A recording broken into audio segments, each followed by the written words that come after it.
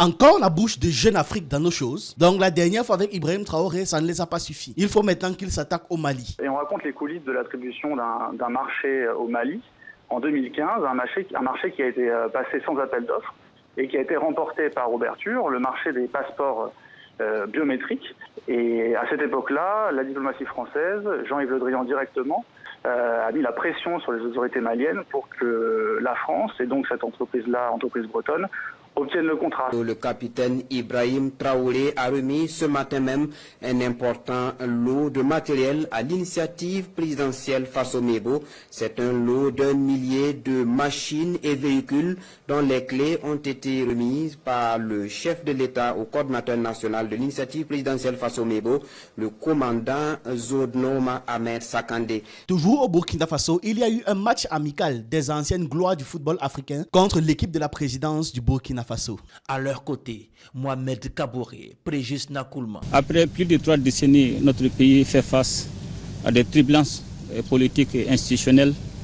Et un certain nombre de questions méritent d'être posées, à savoir qu'est-ce qui n'a pas marché et quel modèle de gouvernance devons-nous adopter pour garantir la sécurité, la paix et le développement pour notre pays. Au Niger, le général d'armée Abdourahmane Tiani dissout tous les partis politiques. Encore la bouche de Jeune Afrique dans nos choses. Ce média torchon néocolonial qui depuis des décennies se gave de fantasmes sur l'Afrique france-africaine, et ce même média qui étrangle dès qu'un pays ose dire non à la France, ose encore venir mettre sa bouche dans nos affaires. Donc la dernière fois avec Ibrahim Traoré, ça ne les a pas suffi. Il faut maintenant qu'ils s'attaquent au Mali. Leur dernière attaque en date est une intox extrêmement grossière où ils expliquent que le Mali aurait signé selon eux, selon leurs sources, on ne sait pas de qui il s'agit, un nouvel accord avec les entreprises françaises. Manière comme ça de discréditer le Mali. Dans la vidéo où on débunkait leur attaque contre Ibrahim Traoré, et il y a des gens qui disaient en commentaire que voilà, que ce qu'ils auraient dû faire, c'est essayer de bien parler d'Ibrahim Traoré, et peut-être que là on y aurait cru. Bien sûr que non, on n'y aurait pas cru. On aurait compris ce qu'ils essaient de faire. Nous ne sommes pas dupes. Mais peut-être que parmi eux, il y a certains qui ont lu ces commentaires et se sont dit tiens, on a peut-être une nouvelle façon de pouvoir les attaquer. Au lieu de les discréditer, de prétendre qu'ils n'arrivent à rien faire alors qu'on voit tous les jours les changements dans l'AES, ce que l'on va faire, c'est plutôt essayer de leur attribuer comme ça une complicité plus ou moins directe avec la France pour que d'autres se chargent de les discréditer. Ils ont bien pris conscience au moins que l'image de la France en Afrique est dégradée au plus haut point. Donc ce qu'ils essaient de faire, c'est d'accuser les dirigeants maliens d'être quelque part encore complices avec la France pour que l'opinion publique s'énerve maintenant contre leur gouvernement. Mais ça ne va pas marcher une fois de plus. Ça me rappelle qu'il y a eu une campagne de diffamation au Niger contre le ministre Lamine Zeyn. On disait qu'il était pour le franc CFA, sachant très bien qu'on allait commencer à avoir des rumeurs de collusion avec la France. Tout ce que les gars y font, c'est calculer pour nous nuire. Alors, quelle est la réalité? On peut lire là Mali 2 points. Le fameux contrat que Jean-Yves Le Drian a forcé IBK à signer à Paris en 2015 arrive à terme en octobre 2025. L'information partagée par Jeune Afrique donne l'impression que les autorités de la transition ont signé un contrat avec une entreprise française après avoir pris le virage de la souveraineté. Quelle est la réalité de cette information? Ils s'appellent Jean-Yves et Thomas Le Drian. L'un est chef de la diplomatie française, l'autre homme d'affaires et son fils. Tous deux sont au cœur d'une enquête du mensuel Jeune Afrique. Elle concerne les pratiques du père et du fils dans la négociation de certains contrats en Afrique et au Moyen-Orient. Jean-Yves Le Drian a-t-il joué de ses réseaux pour favoriser les affaires de son fils et pour favoriser les intérêts de sa région, la Bretagne? Vincent Duhem, bonsoir. Vous êtes journaliste à Jeune Afrique, co-auteur de cette enquête avec Mathieu Olivier. Merci d'être avec nous. Vincent, vous mettez également en relief la façon dont Jean-Yves Le Drian jouerait de son réseau pour favoriser les entreprises de sa région d'origine, la Bretagne. Est-ce que vous avez des exemples? Je crois qu'il y a l'exemple avec une entreprise qu'on appelle Ouverture. Oui, Ouverture qui aujourd'hui fait partie d'Indemia, toujours une société française. Et on raconte les coulisses de l'attribution d'un marché au Mali en 2015, un marché qui a été passé sans appel d'offres et qui a été remporté par Ouverture, le marché des passeports biométriques. Et à l'époque, les passeports biométriques étaient fabriqués par des Canadiens et le contrat devait être remis en jeu. Et à cette époque-là, la diplomatie française, Jean-Yves Le Drian directement, s'est, selon nos sources, impliqué de manière directe, forte, a mis la pression sur les autorités maliennes pour que la France, et donc cette entreprise-là, entreprise bretonne, obtiennent le contrat. C'était un contexte particulier. Quelques mois après le lancement de l'opération militaire française au Mali. Et à cette époque, les autorités maliennes sont senties un petit peu obligées d'accéder à la demande de Jean-Yves Le Drian. Plus généralement, Vincent, depuis son arrivée au pouvoir, le président Macron a déclaré vouloir une relation rénovée entre la France et l'Afrique et la fin de certains réseaux. Est-ce que vous diriez que les pratiques anciennes entre la France et l'Afrique perdurent encore largement sur le continent, à la lumière de ce que vous décrivez dans cette enquête ?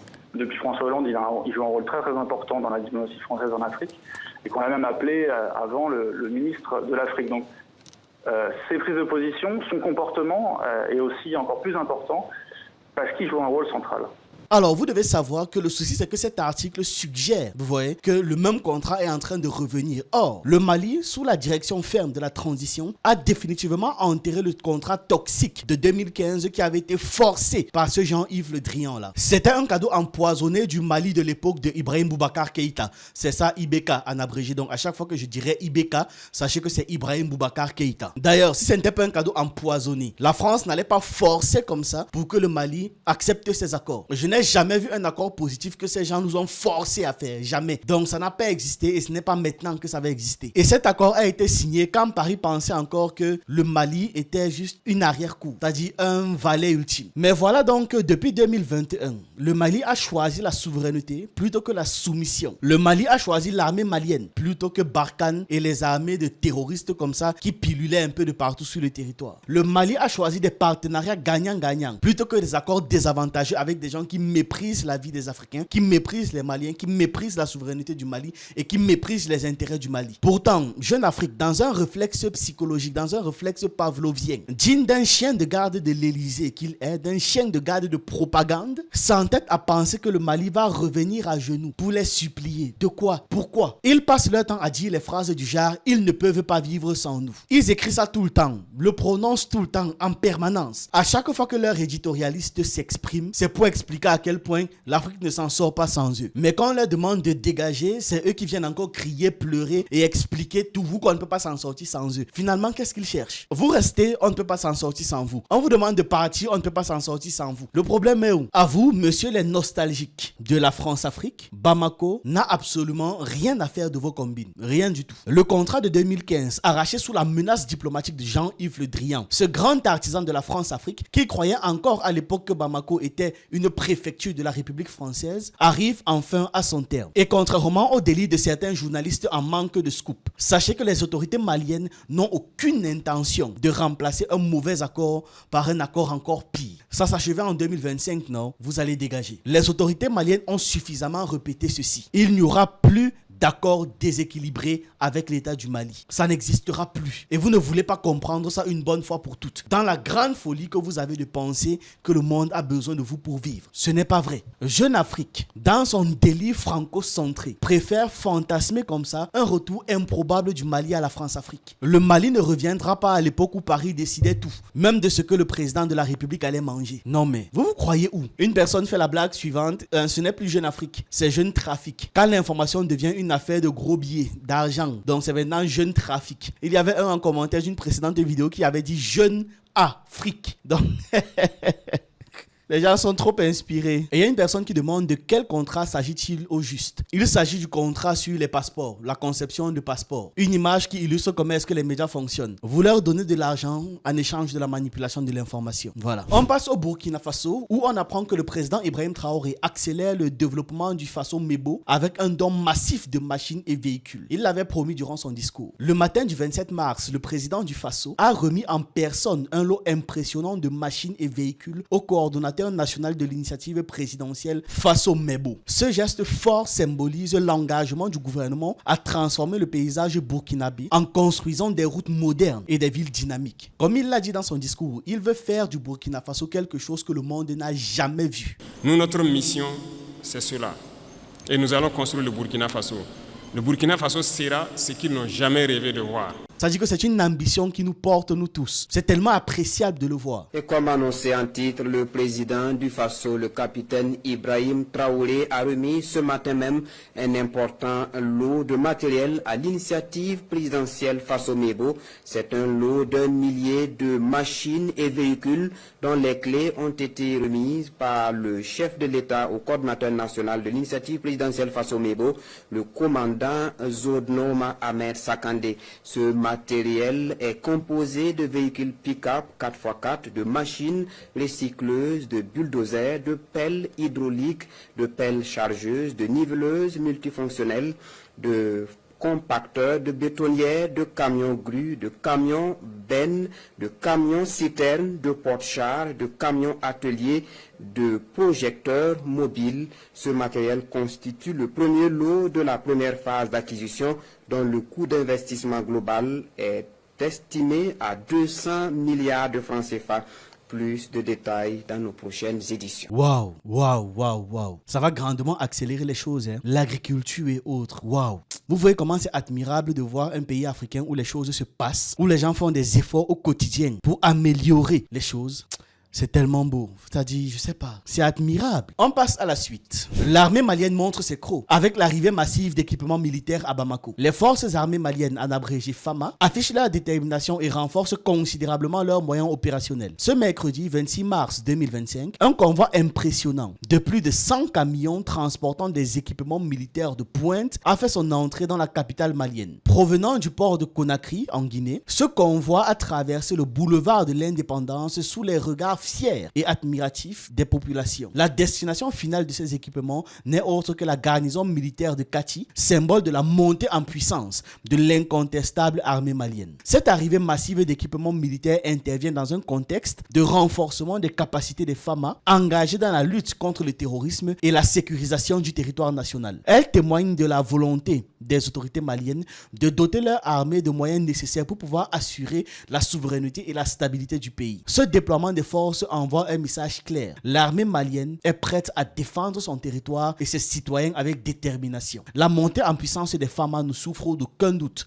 et le Mali entend faire entendre sa voix sur la scène régionale et internationale. Au Niger, le général d'armée Abdourahmane Tiani dissout tous les partis politiques. Le président de la République du Niger a signé, toujours le mercredi 26 mars 2025, un décret ordonnant la dissolution de l'ensemble des partis politiques du pays. Cette décision s'inscrit dans le cadre des résolutions adoptées lors des assises nationales pour la refondation tenues en février dernier. Selon le secrétaire général du gouvernement, cette mesure vise à réorganiser le paysage politique national. C'est-à-dire que pendant que les gens sont en train de courir pour stabiliser le pays, améliorer les choses, tout ce que les autres sont en train de caqueter comme des poulets, comme des coqs, c'est qu'il faut les élections, il faut les élections, il faut les élections, il faut les élections. Pourquoi? Pour diriger un pays qui n'existe pas, pour diriger un pays qui sera immédiatement repris par les Français, par la colonisation et par l'impérialisme. C'est pourquoi ça donne quoi comme résultat au juste? Bref, cette dissolution intervient peu après l'investiture officielle du général Tiani en tant que président de la République pour une période de transition de 5 ans, conformément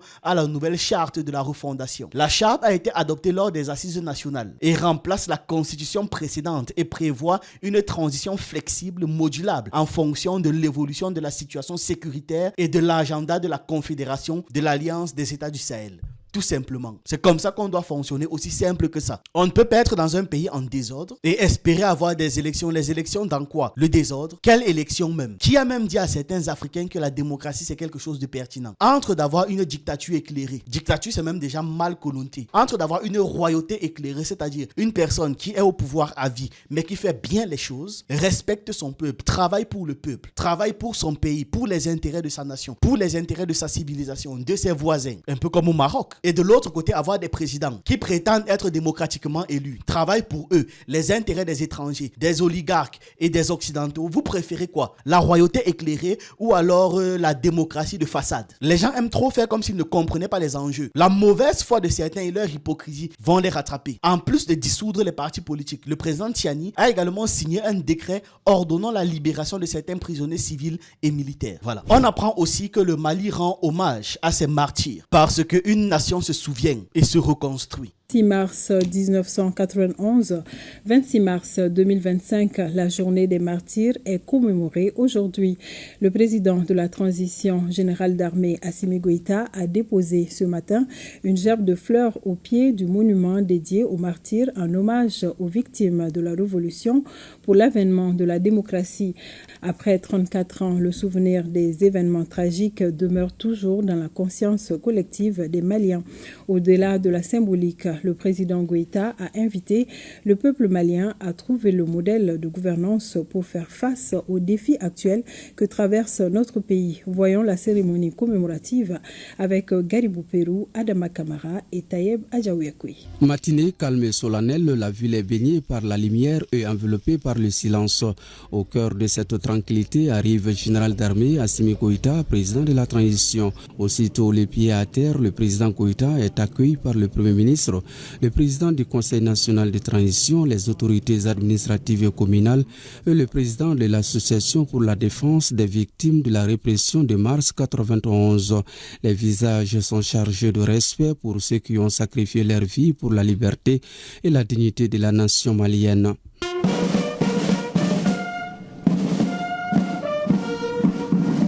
Le regard porté sur le monument des martyrs, le président Goïta s'arrête un instant. C'est le salut au drapeau et l'exécution de l'hymne national.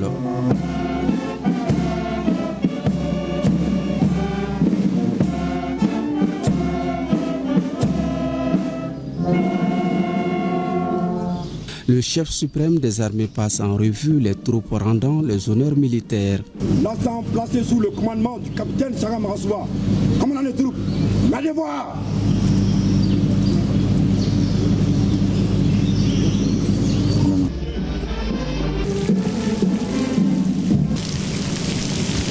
Observant la femme en pleurs face au corps de son enfant, le président de la transition se penche alors pour saisir une gerbe de fleurs. Soigneusement arrangée, ces fleurs symbolisent la pureté de la mémoire, le sang versé aussi la paix et la réconciliation. Avec une lenteur mesurée, le président Goïta s'avance jusqu'au pied de la femme éprouvée. Les membres du gouvernement et les invités présents s'immobilisent et chacun est absorbé dans ses pensées. Une courte salve militaire résonne et le président Goïta vient d'accomplir un devoir de mémoire.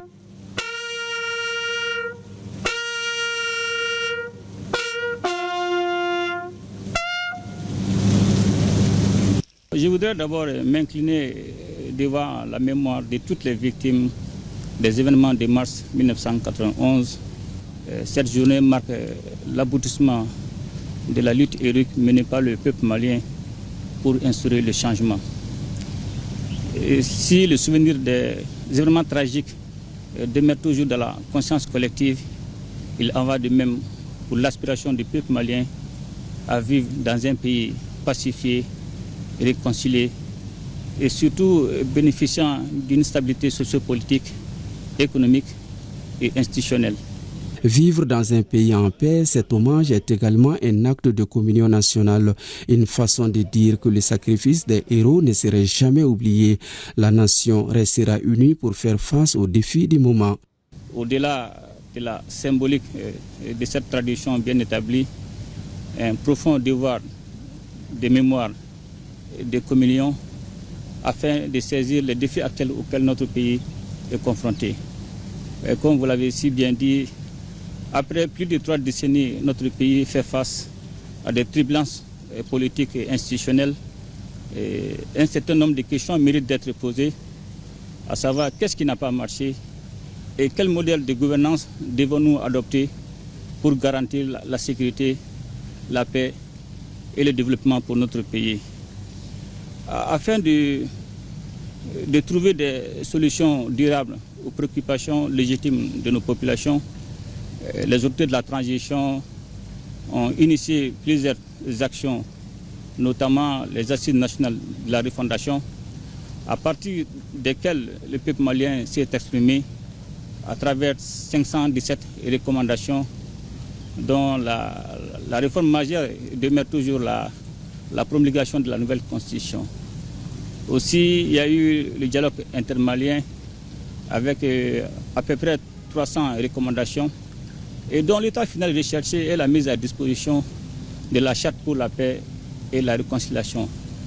Et je suis convaincu que la mise en œuvre de ces recommandations pertinentes permettra à notre pays de répondre aux aspirations profondes de nos populations.